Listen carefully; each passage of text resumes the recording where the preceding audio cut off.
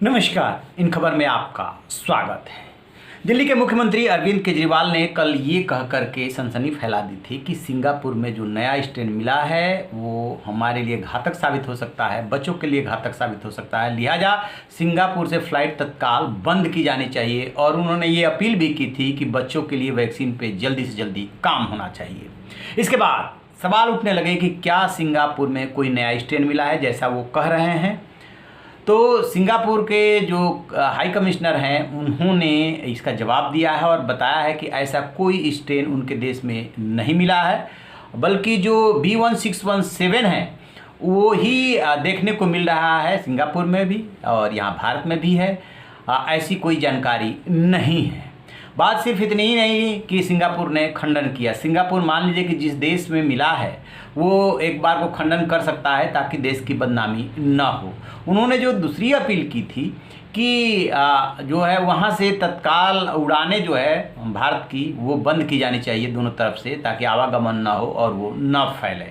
अरविंद केजरीवाल यदि एक आम आदमी होते और ये बात बोल जाते तो चल जाता, क्योंकि आम आदमी को जानकारी नहीं होती है। लेकिन वो दिल्ली के मुख्यमंत्री हैं और उन्होंने इस बात पर गौर ही नहीं किया कि क्या सिंगापुर से उड़ानें आजकल चल रही हैं कि नहीं चल रही है। इसका जवाब जो है civil aviation minister Hardeep Singh Puri ने दिया है।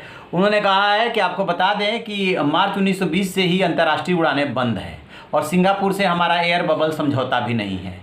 आपने जो कहा उस पर उसका ध्यान रखा जाएगा, लेकिन वहाँ से जब आवाजाही ही नहीं हो रही है तो फिर किस बात का। फिर आगे कि उन्होंने ट्विटर में और भी बातें कही है कि यदि आपने अस्पतालों पे, बेड पे, मरीजों के इलाज पे ध्यान दिया होता तो दिल्ली की ये दशा नहीं होती।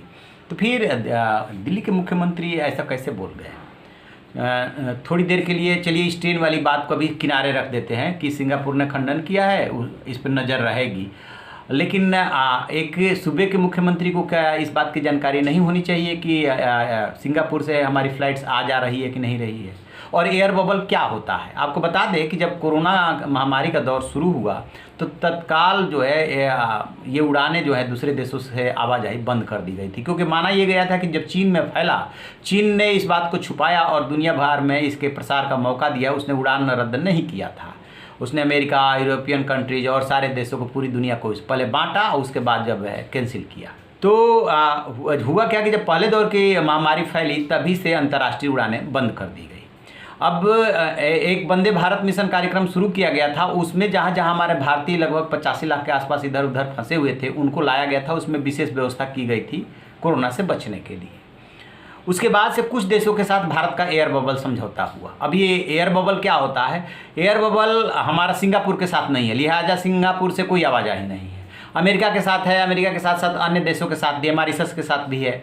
कि जहाँ पे एक विशेष कैटेगरी समझ लीजिए और एक कॉरिडोर समझ लीजिए कि कोरोना फैला हुआ है और वहाँ जाना भी ज़रूरी है। जिस भी देश के साथ हमारा समझौता कई सारे देशों के साथ है, तो उसमें क्या है कि एक निर्धारित प्रोटोकॉल दोनों देशों को फॉलो करना पड़ता है। जैसे यदि भारत के यात्री अमेरिका जाते हैं एयर बबल समझौते के तहत, तो वहाँ पे उनको 14 दिन के लिए क्वारंटीन नहीं किया जाएगा। जैसा कि अपने ही देश में व्यवस्था लागू हो गई थी कि एक प्रदेश से दूसरे प्रदेश में कोई आता है तो 14 दिन क्वारंटीन रहना पड़ेगा। ये सब एहतियातन कदम उठाया जाता है, लेकिन आपका पूरा डिटेल लिया जाता है, टेस्टिंग भी होती है और डिटेल लेने के बाद आपको ट्रेस किया जाता रहेगा, ट्रैक किया जाता रहेगा कि कहीं कोई दिक्कत तो नहीं है, कहीं कुछ बात तो नहीं है।